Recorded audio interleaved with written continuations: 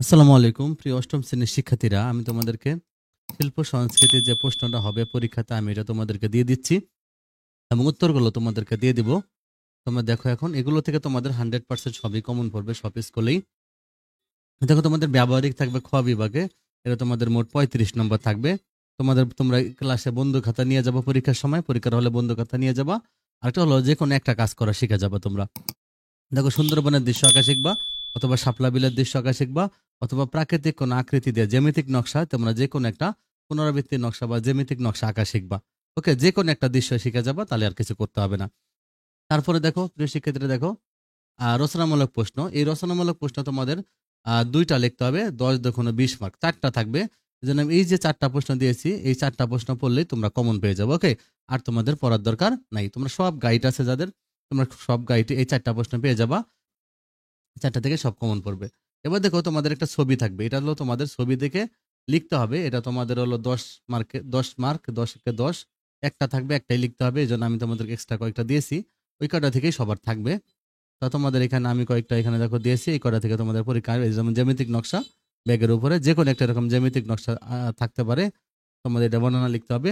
তারপরে এটা গাজীর পর দেখো একটা রিক্সার ছবি, এরকম ছবি দিল, অথবা নারকেলের খোল দিয়ে তৈরি বিভিন্ন রকম কারুশিল্প এরকম একটা ছবি দিল, তারপর তোমাদের 60 গম্বুজ মস্কের ছবি দিল। এই কয়টার যে কোনো একটা ছবি দিবে, অথবা প্রথম যেটা দিয়েছি এখান থেকে একটা লিখতে হবে, তোমার 10 মার্ক। কৃষিকে দেখো, তোমাদের সংক্ষিপ্ত চারটা প্রশ্ন উত্তর দিতে হবে। তো 4×5 = 20 মার্ক। ওকে, এখানে পাঁচটা দেওয়া আছে, তোমাদের যে কোনো চারটা লিখতে হবে।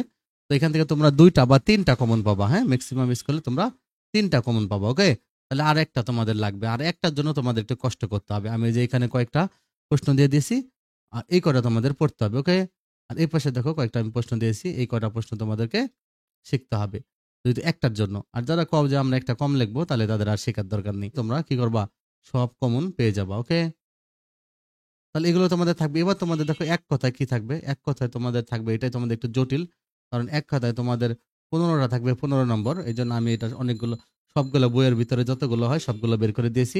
ইম্পর্টেন্ট গুলো প্রথমে দিয়ে দিচ্ছি, এখান থেকে তোমাদের 5-6টা থাকবে, আর এরপরে তোমাদের বাকিগুলো থাকবে। ওকে, দেখো, আধুনিক গম্ভীরা গানের প্রবর্তকে শিল্পী ওস্তাদ শেখ শফিউর রহমান ওরফে সুফি মাস্টার।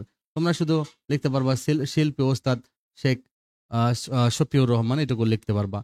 সাবাস বাংলাদেশ ভাস্কর্যটি নির্মাতাকে শিল্পী নূতন কুণ্ডু। তবে দেখো, দেশীয় ফ্যাশনকে ব্র্যান্ডিং এর রূপ দিয়েছে কোন শিল্পী, শিল্পী কায়েম চৌধুরী। তারপর ছবি আঁকার প্রধানত কয় ধরনের ছন্দ ব্যবহার করা হয়, 3 ধরনের ছন্দ। বিশ্বের সবচেয়ে বড় ম্যানগ্রোভ বন কোনটা, সুন্দরবন। দেখো, বাউল গানের মূল যন্ত্র একতারা কি দিয়ে তৈরি, লাউয়ের খোল, চামড়া, বাঁশ আর তার দিয়ে তৈরি। পটচিত্র কি, যে পটে আঁকা ছবিকে পটচিত্র বলে। মসজিদের পাশে আমার কবর দিও ভাই গানটি কার লেখা, কাজী নজরুল ইসলাম। রিক্সা পেন্টিং এ কোন ধরনের রং ব্যবহার করা হয়, এনামেল রং। পট কয় প্রকার ও কি কি, পট 2 প্রকার, দীর্ঘ জড়ানো পট ও ক্ষুদ্রাকার চৌকা পট। আর যাত্রা দলের প্রমোটার কি করেন, যিনি অভিনয় চলাকালীন যাত্রা অভিনেতাদের জন্য সংলাপ বলে সহায়তা করেন।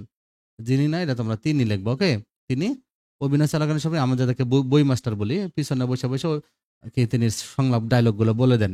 জল রঙের জন্য সাধারণত কোন কোন তুলি ব্যবহার করা হয়, জল রঙের জন্য গোল আর চ্যাপ্টা তুলি ব্যবহার করা হয়। অপরাজয় বাংলা ভাস্কর্যের স্থপতির নাম সৈয়দ আবদুল্লাহ খালিদ। রাষ্ট্রভাষা আন্দোলন করিলিরে বাঙালি গানটির রচয়িতা চারণ কবি শামসুদ্দিন আহমেদ তেলি। 21শে ফেব্রুয়ারিকে আন্তর্জাতিক মাতৃভাষা দিবস হিসেবে স্বীকৃতি দেয় হলো ইউনেস্কো। তাহলে এটা তোমাদের বেশি ইম্পর্টেন্ট, এখান থেকে 5-6টা থাকবে, এগুলো 15টার মধ্যে 15টা দিতে হবে।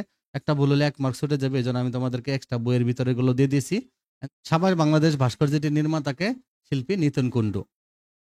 কুণ্ডু, এটা 9 ডয় একসাথে রুস্যকার দিয়ে দিবা, এটা মূর্ধন্য ডয় রুস্যকার। দেশীয় ফ্যাশনকে ব্র্যান্ডিং এর রূপ দিয়েছেন কোন শিল্পী, শিল্পী কাইয়ুম চৌধুরী। ওকে, এটা কার কার রস্যই লিখতে পারো তোমরা, কাইয়ুম চৌধুরী। ছবি আঁকা প্রধানত কয় ধরনের ছাদ ব্যবহার করা হয়, 3 ধরনের ছাদ। কাইয়ুম চৌধুরী কত সালে একুশে পুরস্কার পান, 1986 সালে। স্পাইরাল অর্থ কি, পেঁচানো। গম্ভীরা গানের আদি উৎস কোথায়, পশ্চিমবঙ্গের মালদহে।